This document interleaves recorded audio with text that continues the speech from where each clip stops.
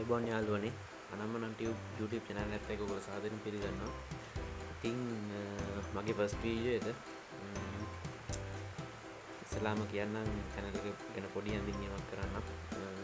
AnanmananTube කියලා ඉතින් නම දාන්න හේතුව මම හිතුවා වෙන නමක් දානවට වඩා මම ඔයගොල්ලන්ට දෙන්න බලාපොරොත්තු වෙන්නේ ඉතින් මගේ ජීවිතේට හම්බුණු ඉගෙන ගන්න හම්බුණු දේවල් මම දෙන්න බලාපොරොත්තු වෙන්නේ. ඒවා ඉතින් කොයි පැත්තේද කියලා එක සයිඩ් එකක් නෑ. මියුසික් පැත්තෙන් ඉන්න පුළුවන්, කෝඩින් පැත්තෙන් ඉන්න පුළුවන්. මට ගත්ත මගේ ජීවිතේට ගත්ත අත්දැකීම් ඔයගොල්ලොත් එක්ක බෙදා ගන්න තමයි channel එක හැදුවේ. ඉතින් අද ඔයාලට ගෙනාවේ මම හිතුවා පළවෙනිටම කරන්න ඕනේ කියලා. ඉස්සෙල්ලාම අපි එනවා ප්‍රශ්නයක්. අපි වීඩියෝ ප්‍රොජෙක්ට් එකක් කරයින් පස්සේ අපිට වීඩියෝ එක සයිස් එක සාමාන්‍ය එක්ස්පෝර්ට් කරාට පස්සේ අපේ සයිස් එක පොඩ්ඩක් වැඩි. ඉතින් ඒ සයිස් එක කොහොමද අඩු කරගන්නේ? මෙගාබයිට් ගාන හෝ GB ගාන කොහොමද අපි අඩු කරගන්නේ කියලා තමයි අද අපි කතා කරන්න යන්නේ. ඉස්සෙල්ලාම යාළුවනේ මම පෙන්නන්නම් මම හදන්න යන වීඩියෝ එකේ සයිස් එක ඔයාලට. මේ වීඩියෝ එක තමයි හදන්න යන්නේ. ඔයාලා පේන තිය යාළුවනේ මෙතන තියෙනවා MB 330. වීඩියෝ සයිස් එක MB 330යි. අපි බලමු මේක ප්‍රොසෙස් කරාට පස්සේ කොහොමද අපේ MB ගාන කොච්චර ප්‍රමාණයක් අඩු වුණාද කියලා. හරි එහෙනම් යාළුවනේ අපි යමු වීඩියෝ එකට. software එක තමයි Handbrake. මම software එක download කරන්න දින්නේ යාළුවනේ. ඕගොල්ලන්ට පුළුවන් අල්ල description එකේ link එක දාලා තියෙනවා. ඕගොල්ලෝකින් download කරගන්න එක.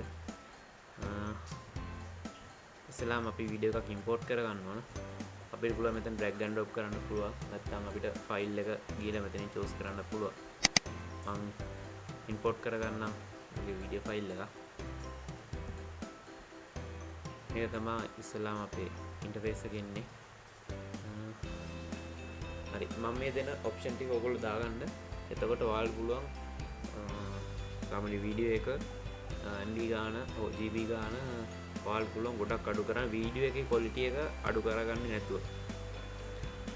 මෙතනින් ඔයගොල්ලන්ට මේ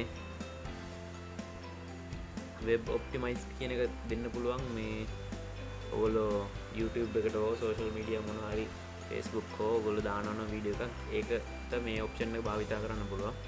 මෙතනින් ඒ ටික දෙන්න. අනිත් ඒවා මේ විදිහටම තියාගන්න. ඉස්සෙල්ලින්ම යන්න videos වලට. videos වල ඔයගොල්ලෝ දෙන්න මෙතන MPEG 4 කියන එක.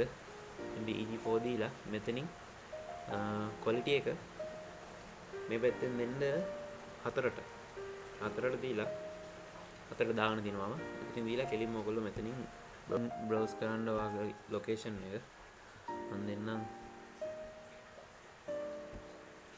ඒකේ දෙන්නවා මම මෙතන අලුතින් folder එකක් හදා ගන්නවා වීඩියෝ කියලා.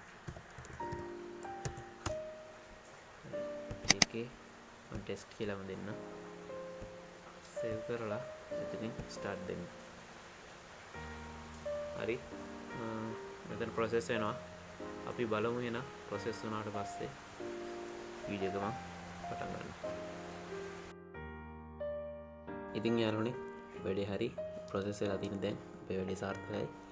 ඉතින් අපි ගිහිල්ලා බලමු වීඩියෝ දෙකේ size එක කොයි වගේද කියලා. අපි කලින් දැක්කා අපි import කරපු වීඩියෝ එකේ size එක තියෙනවා 330ක් MB.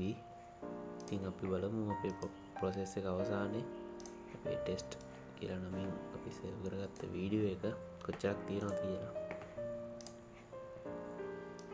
හරි ඔයාලට පේනද MB 38.5යි size එක. මේක MB 330ක්. බලන්න වෙනස. ඉතින් ඕක තමයි වැඩේ. අපිට පුළුවන් ඔයාලා කැමති විදිහට මේවා presets තියෙනවා. presets දාගෙන මෙතනින් අපිට අවශ්‍ය quality එකට වීඩියෝ එක හදාගන්න. එහෙනම් යාළුවනේ ගිහිල්ලා එන්න like කරන්න, comment කරන්න, share කරන්න, subscribe කරලා නැත්නම් දැන්ම subscribe කරන්න, bell icon එක click කරගෙනම යන්න.